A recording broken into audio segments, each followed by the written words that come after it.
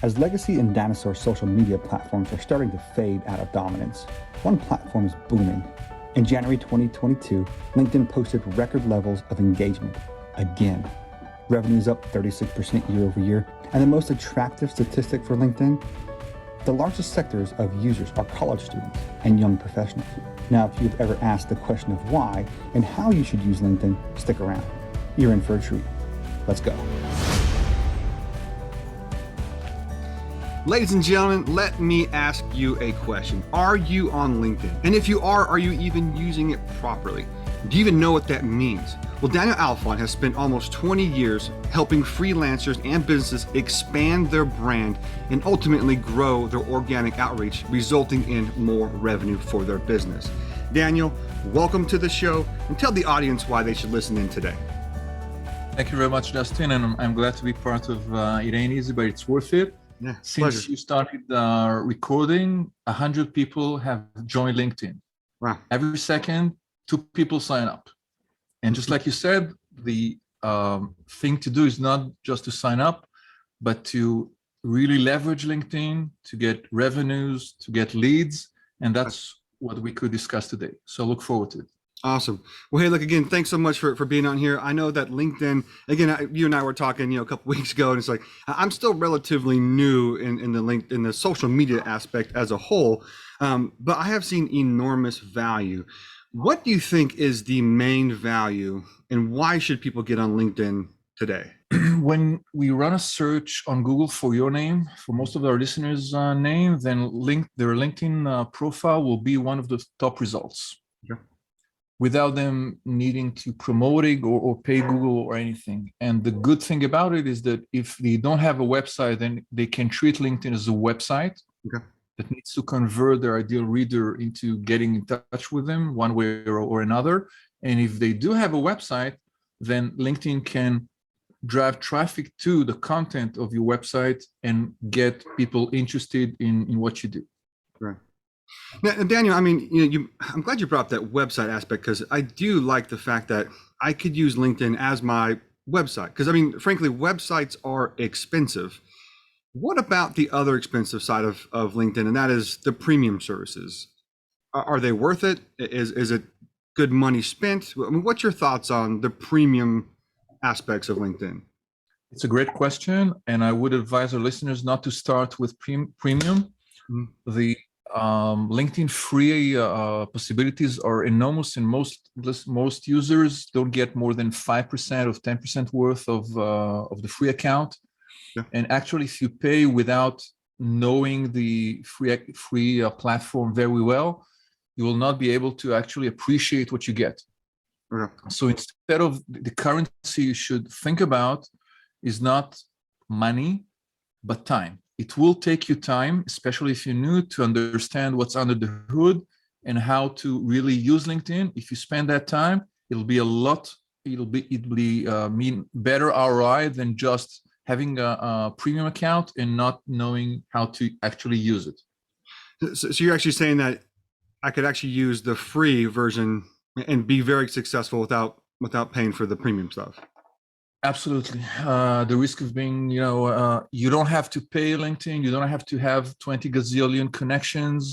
You just have to have a system and know what you want to get out of LinkedIn. Mm-hmm. That's awesome. Now, when it comes to using LinkedIn, I guess what are some things that you see freelancers, business owners, whatever it may be, what do you feel like they're really struggling with, and what should they really focus on today and moving forward?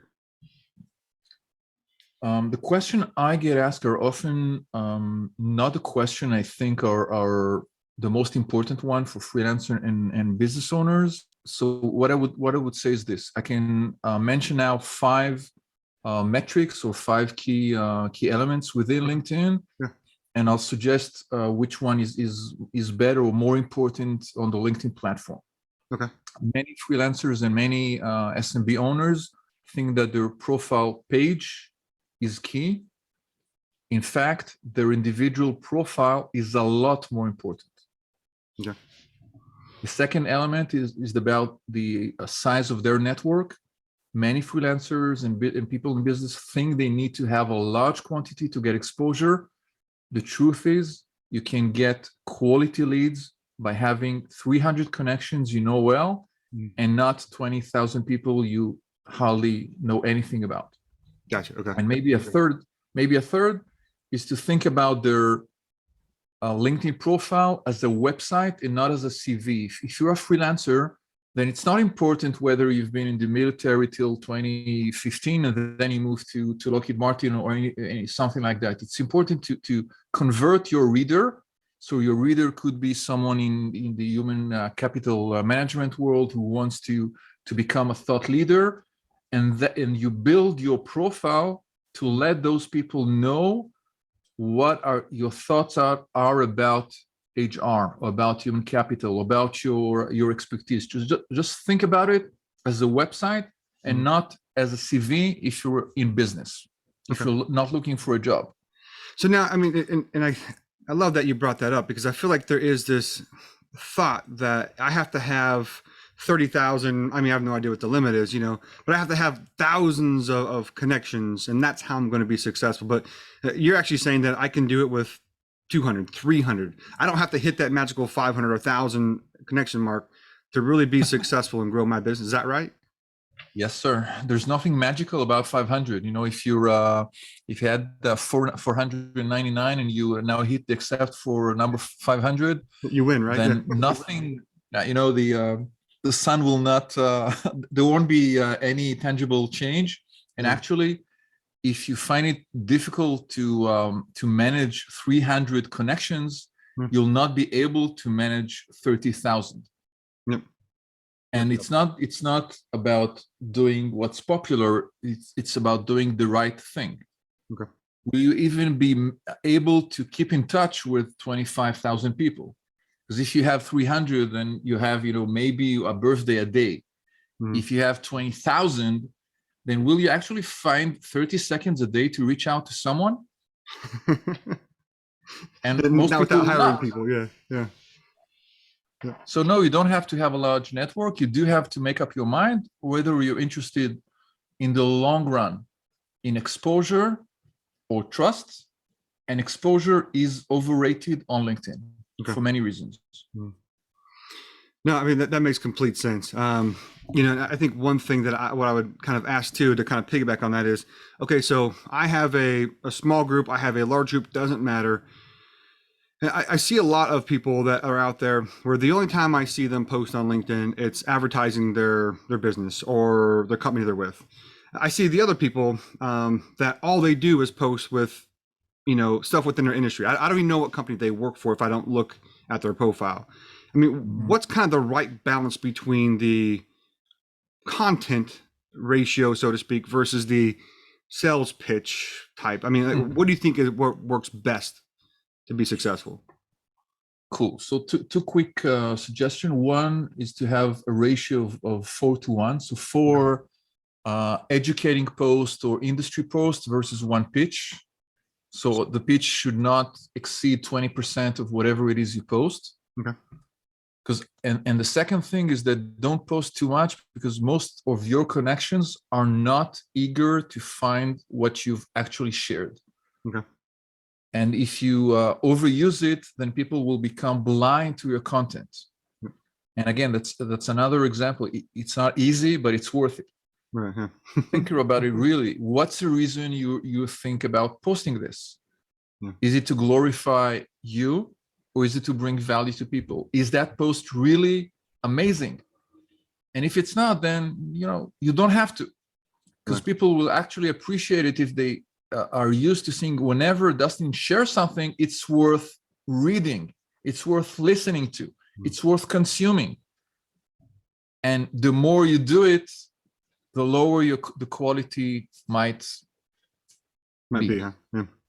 No, I mean, I remember that too, because I mean, when I first joined LinkedIn, just really a little bit over a year ago, I was told you got to post constantly. So I mean, I was making sure I was doing 3 posts a day, and frankly, like that became like part of my job. And I was like, I can't keep doing this. It's too much. I mean, if you want it to be worthwhile, you have to put effort into it. So yeah, I love that you pointed out, because I don't need to do 4, 5, 6 posts every day. Make it worthwhile. Make it once a week, whatever the number is, and then people will actually be they'll gravitate towards it, which I really love.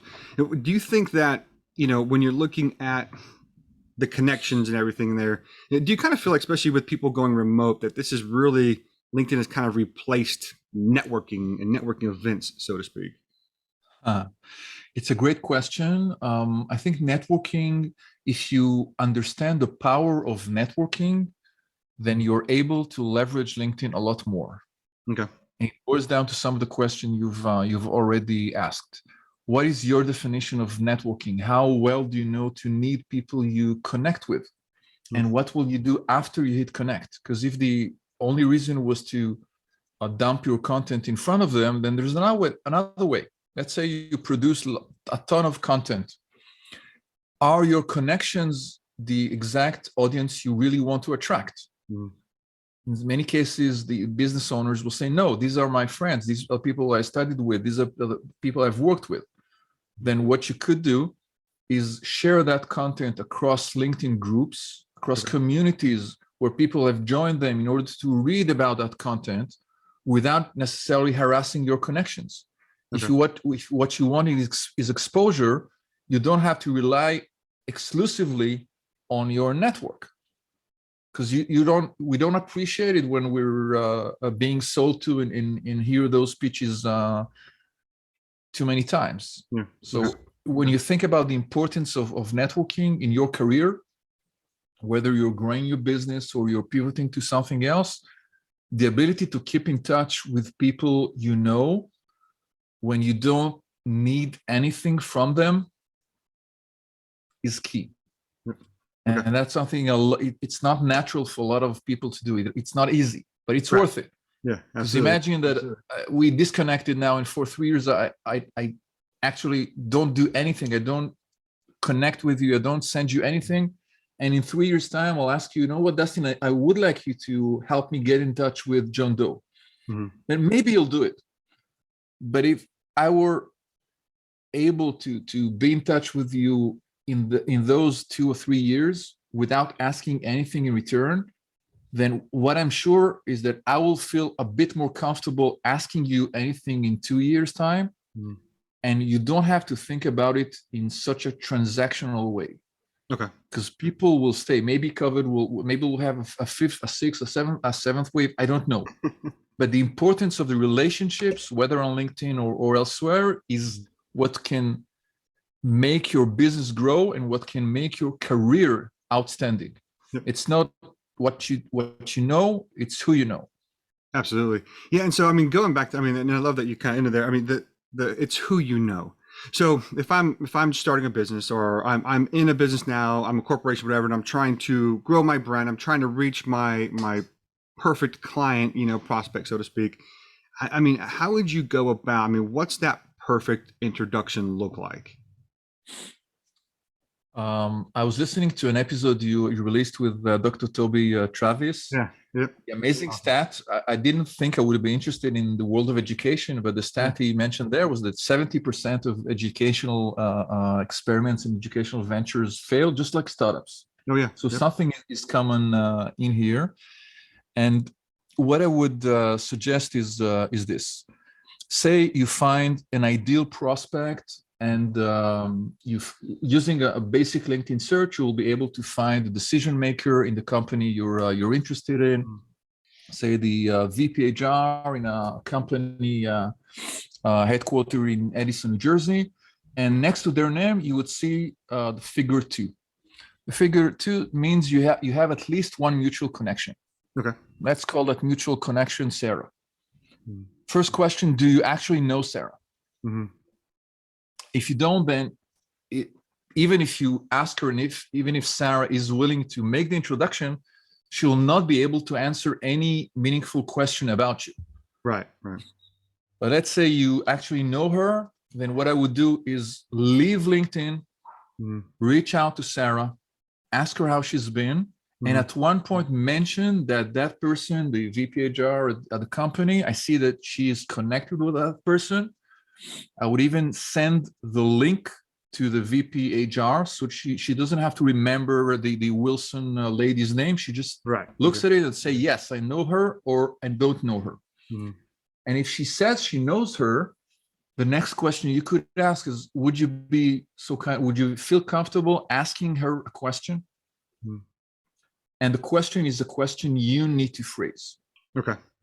So let's say you wanted to interview her on your podcast, and she's a thought leader, and you know she's very busy, but you would like to ask Sarah to ask the VPHR that question. Okay.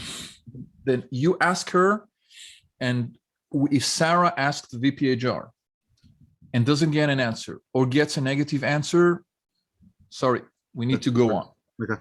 But if the VPHR agrees and says, you know what, that sounds interesting, do make the introduction, then you could actually ask Sarah to you can send an email to Sarah, again, do it outside of LinkedIn. Okay.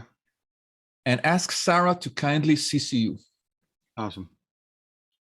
You couldn't ask her before she got the confirmation from the VPHR. But if she did, then that enables you to ask the person who makes the introduction to make sure you're in the loop. Otherwise, what will happen is that you're going to chase Sarah, poor Sarah, maybe 5 seconds after you send the email, Yep. she already forwarded it and tried to do it. And we don't need to harass our connections. Right. Yeah. You don't want to make it a pain for me. Yeah, it doesn't have to be painful. It's our job to make it as easy for them as possible, like a yes/no question that she can ask that person. And if they say yes, then make the introduction, and also try to notify her and keep her in the loop, because sometimes you will record the interview with the thought leader. Mm-hmm. And when she would speak with Sarah, so she said, you know, I spoke with Dustin, thank you very much. And Sarah would go, Dustin who? And the problem is, we thought that it's not our job to actually notify and keep Sarah in the loop, but it is our job. If we asked her for the introduction, then the minute it happened, it's worthwhile reaching out to her. A simple email will do. Thank you very much. I wanted to know we scheduled something for February 25th. Thank you very much. That's it. You don't have to do that a lot, but at least be considerate of the effort she's done. Whenever someone introduces you to a manager or prospect, they're putting their name on the line. Yeah, I mean, it's trust that they're really leveraging. Yeah. Yeah, and they've worked for decades to keep it, and it's it's easily destructible. So we need to keep it and be as professional and handle the relationship with the person as professionally as possible, in order to not backfire and hurt our friend, our connection. Sure. And that makes sense too. I mean, because like I said, if I go to you looking to get into X company, and I really want to talk to Y, executive, like I'm using your relationship, your trust you've built with that executive. So I need to be respectful of that in return. So of course, now the first thing that's going to happen is after, Susan makes that introduction, they're going to go check my LinkedIn profile. So let's talk real quick about how, whether I'm new, whether I've been on this thing for 10 years and I'm doing it wrong. I mean, what works best as far as the headshot, the title, that little line right below it? Like, I mean, what should people be doing in there? Because I see a lot of rocket ships and explosions and found pit, and like all that kind of stuff. Like, is that good? I mean, do we want that stuff, or do we want to just say like, I'm a sales rep, I'm a CEO? I mean, like, do we really what works best? Okay, so by default, the headline is the title of your current position. Right. Mm-hmm. Okay, so it would say strategic human capital consultant at Trinet, but it doesn't necessarily mean that you need to keep it that way. Okay. And let's suggest a way to think about it. What you could do is ask yourself whether the name of your company is a door opener or not. Okay. And, some listeners will say yes, of course, and some listeners will not be sure, and some will say no, that's not. If I'm a freelancer, a new freelancer in business, then my name is not going to open the door. It's not a household name. Okay. Then if that's the case, we need to turn it around. We need to write something that will be interesting enough. And I personally don't use it. I don't appreciate the rockets, but it's up to the people who want to do it. A simple formula would be, I help X achieve Y. Okay, I help agile leaders leverage ARIS. I help companies get better retention from their whatever. This is more intriguing or more interesting than just dropping the name of the company, if the company is not what the name that's going to open the door. Gotcha. That's awesome. You know, because I agree. I feel like there are some businesses, you know, like if I work for Google, people know who Google is, you know. So, but if I work for Dustin's technology search engine, like you have never heard of it because it doesn't exist, right? So, so then I think, you know, when I'm looking at, you know, the profile and everything, and I'm making those connections, I mean, what is one way that you feel like, I mean, with the content, you know, in place, with the kind of frequency going on there, what's the best way to really engage on other people's posts? Is that as important, if not more important, engaging on other people's posts versus just doing my own? I mean, what does LinkedIn say and what do you say? That's a very good question. And I think engaging in a genuine way with other people's content is excellent. Okay. Producing content is time consuming, and you can't produce a lot if you're freelancers, and even if you're in business, it takes a lot of time to actually produce the content that will work on LinkedIn, because the content that will work on LinkedIn is educational content. Okay. Not sales pitches, but something educating your prospect or a client. And let's think about ways you could engage with other people's content. Mm-hmm. When you go to your feed and you see all sorts of shares, events, polls, articles, then once you find something that's truly interesting, you could do a number of things. One, after you read it, then comment on the original post on LinkedIn. Okay. In terms of the algorithm, that is something LinkedIn will highly appreciate, because LinkedIn wants to keep people in the loop and on LinkedIn. Just sharing that content will not give it a lot of extra reach. Okay. And if you share it, at least try to add something like your takeaway, or even maybe a sentence or something you don't actually agree with. Mm-hmm. Okay, it doesn't have to be endorsement 100%. Mm-hmm. Commenting is what LinkedIn will appreciate. Also, the author of the article. Liking it is, say, the basic thing you could do, but many of the likes are not because the content is so amazing, is because you think the person is okay. Okay. You want to encourage the person. So commenting is a great way to get the author's attention and to get more traction and more views. That will, and you could also gradually build a relationship with that person. Okay.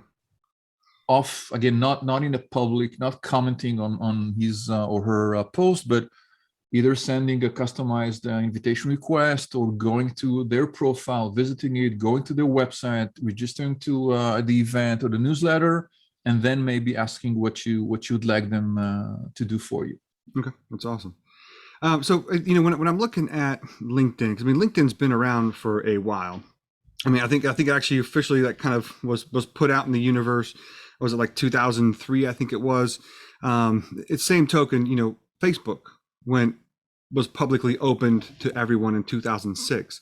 2000, you know, Facebook now is seeing a decline in their membership, or I guess maybe a decline in the increase, whatever. It's an older demographics now. It's trending that way. Do you think LinkedIn is going that way as well?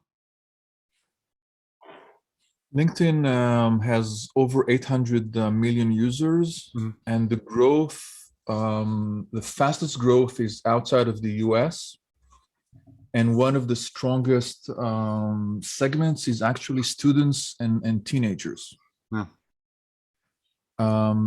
You can think about LinkedIn as a conservative, professional, slow platform. Mm-hmm.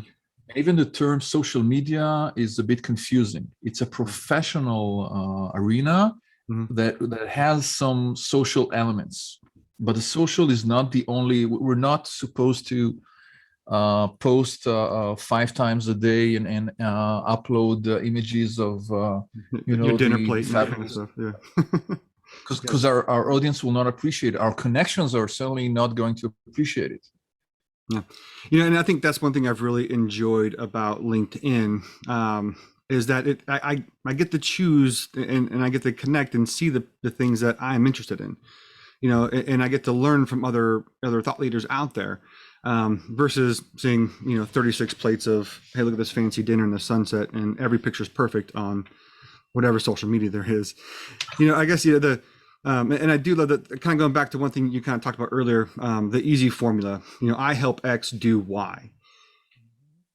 What do you think is, again, kind of getting back maybe a little bit more tactical, and that is, if I'm doing a cold outreach, so I don't have Susan as the intermediary, kind of in between. Yeah. I hate it, but it's almost like every day, hey, great, I want a connection, great. Then it's like immediate sales pitch about whatever it may be, right? What's the best way, if I'm a freelancer, especially if I'm, solopreneur, what's the best way to connect with people, but not, here's my sales pitch, thanks for connecting 3 minutes ago? Wow. I wish more freelancers were asking that question to begin with. So let's say this. First, what I would do is simply follow that person. So say you found someone interesting, you found someone that shares interesting content or could become a great customer of yours, then you can, when you visit their profile, next to the more button, you can click and follow that person. That means that whenever they share something publicly, then on your feed, Dustin, you will see those shares. Okay.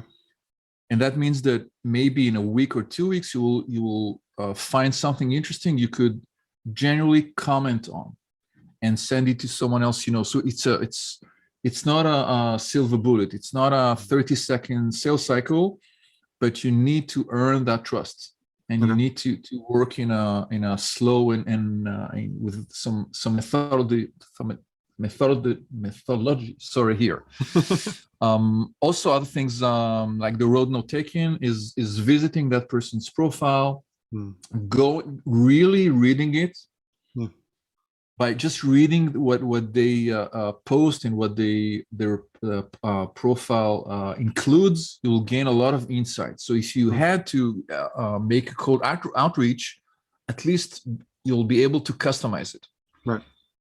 There are many systems that enable you to auto-connect and send a sequence of I see you're doing great things. I see that we have X gazillion mutual connections. Let's connect. And 30 seconds afterwards, I'd like to offer you women's clothes.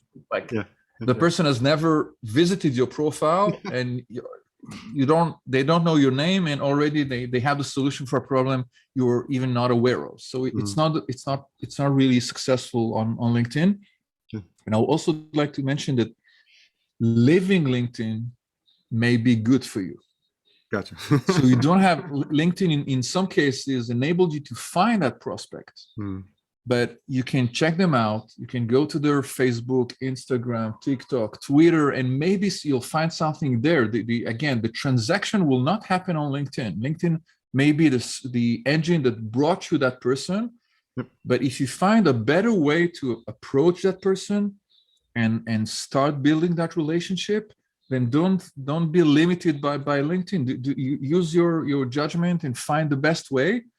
If it's a cold reach, try at least to customize it. And if you spend enough time on it, you'll find something in their website or in the way they describe themselves on LinkedIn or on other platforms that will enable you to maybe start building a relationship with that person. Okay, awesome. That makes sense. I agree. Because just by our conversation today, you've brought up a lot of things from my profile, about where I've worked, and I think that alone, if you take that approach, it's a lot warmer of an introduction because you've already done your research. You've shown that you are interested in their businesses, in their services. And I think that goes a long way. So I appreciate that, Daniel. And I do want to be respectful of your time, sir. This has been amazing. What's that kind of one key thing that you'd really love to leave with our audience just today? I mean, if there was like 1, 2, I can give you 3, Daniel, because you're amazing. I mean, what are some of those key nuggets that you want to make sure people understand about LinkedIn, how to use it properly, and how to excel in it? So I'll suggest a very quick 3-part system. The first question is, who's your ideal reader on LinkedIn? Okay. The second component is, what action would you like that person to perform once they visit your profile? Mm-hmm. And the third, are we helping those people who have never heard of you accomplish that action? If you want them to reach out to you, do you provide enough information for them to understand why it's worthwhile? And do you even understand that when people who are not connected to you go to your contact info, in most cases, they will see no email. Yeah. So try to be consistent about the way you'd like to leverage the LinkedIn platform. And I also think I was listening to another episode with Kevin, who's teaching about HR in HCM. Yeah. And I liked what he said about HR being at one point the party planner and the ugly steps on there.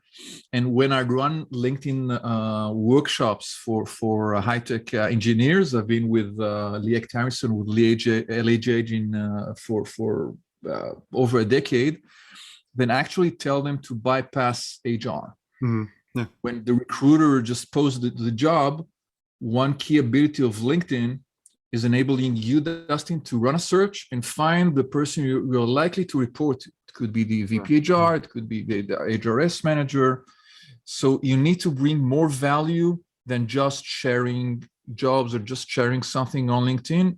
If you don't invent yourself, and if you don't do something that robots will not be able to do, then your job is in danger. Maybe not today, but you need to think about it. No, that's all. I mean, you brought up a great point there. I mean, that it really is something. I mean, AI and learning technology, I mean, all this stuff is getting so advanced, but they'll never replace that human being. They'll never replace that human aspect of it. And that's just facts, you know. Well, Daniel Hill, again, this has been phenomenal. Hopefully I got like a page of notes I've been typing the whole time. This is great. So hopefully, you know, they didn't pick up in the mic, but Dan, I mean, like, you've got so much knowledge on there. And yes, the easy way is to get you, you know, connect with you on LinkedIn, but what's the best way to get connected with you, to talk? I mean, whether you're a freelancer, whether you're a leader in a business, you own your business. I mean, what's the best way to get in touch with you, sir, to kind of continue this conversation? Thank you very much, Dustin. I highly appreciate it. My website is the best place to start with. It has lots of content, free content, articles. We also mentioned the headlines. So I have a giveaway there of a cheat sheet actually about building or crafting a selling headline. Okay. And I would encourage anyone interested in any communication, just start with a website. I send an email once a month, like a LinkedIn tip. Okay. And I'll look forward to hearing from anyone saying, I checked out your episode on It Ain't Easy, but it's worth it. I have a question, please. I'm waiting for your questions. Well, that's awesome. Well, hey, look, Dana, this has been really fun. And yeah, I mean, I could talk about this stuff all day. I mean, you clearly know this process, and you know, I love all the questions that come to you because you got great answers for everything.